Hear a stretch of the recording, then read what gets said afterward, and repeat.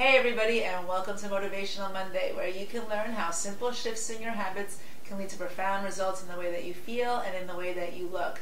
So today's Motivational Monday was inspired by a few viewers who reached out to me and asked me to share with you all exactly what I do every day. Like, how do I eat? What do I do? What are my practices? I do not come from a generation of people who overshare, so it never occurred to me that you would be interested to know, but apparently many of you are. So in today's video, I'm going to share with you not only what I eat in a day, but also the things that I do every day to kind of keep me on track and help me get to my goals and help me live a life that makes me happy.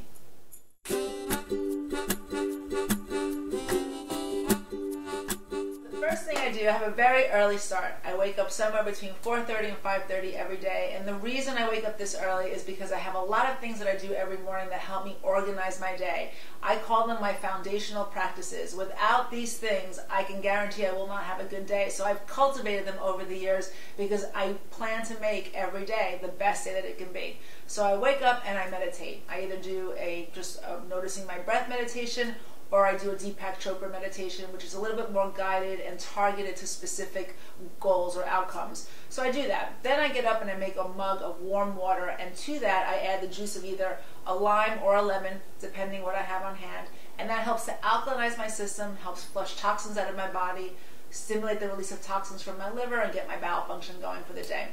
So I do all of that.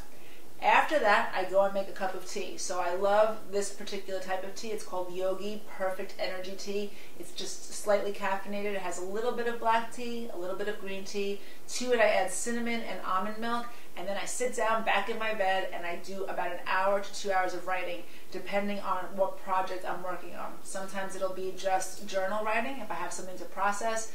Sometimes it'll be a blog, and sometimes it'll be work on my book. So it just depends on the day and what I've got going on, but I sit for about an hour to two and I do substantial writing.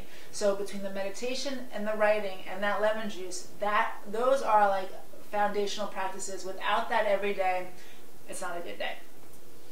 After I've done all that, I usually will either go to the gym for about an hour or so, or I'll go take a yoga class if I can fit it in the morning, which I love to do because that's another foundational practice that changed my life when I discovered it. So I go and I work out, and I don't eat until I get back home. So a lot of people ask me questions about that. Aren't you supposed to eat before you work out? That is true if you're like Michael Phelps and you're burning thousands of calories in your workout, but for the average person that's doing just an average sort of routine that's not overly taxing, you don't necessarily need to eat before you work out unless you have an unstable blood sugar. If you tend towards hypoglycemia, then you would definitely want to have a snack just so that your blood sugar does not bottom out, but I do not have that, so I just go straight to work out. When I get home, I'm hungry and I eat breakfast. So I have several breakfast options. My golden rule for breakfast, though, to the best of my ability that I can make it happen, is to have protein and vegetables. So oftentimes my breakfast will be a vegetable omelet with some sliced tomatoes.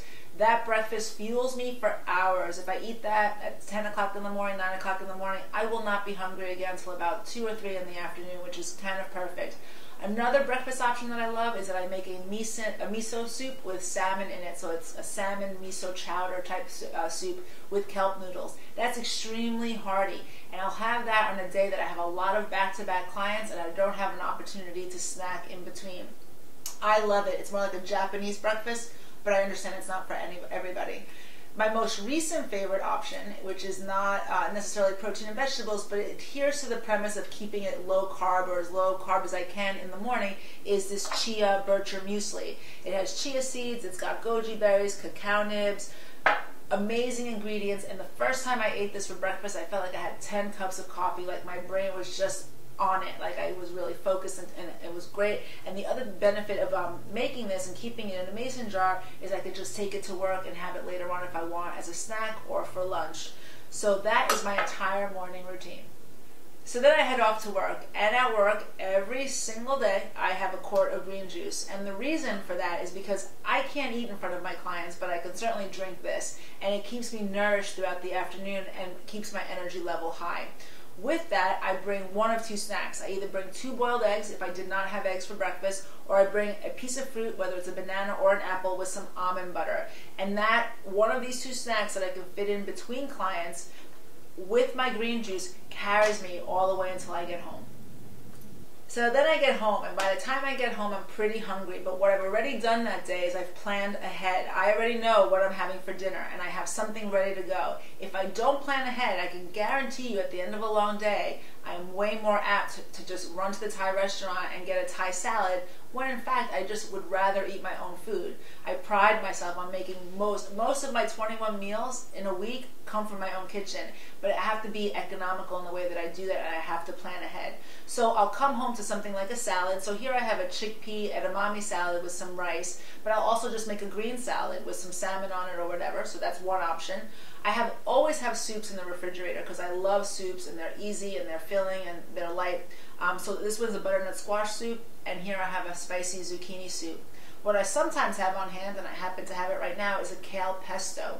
So I make that, heat it up, and toss it with brown rice pasta for another nice meal that's loaded in antioxidants and nutrition. So that gives you a sample of what I have for dinner.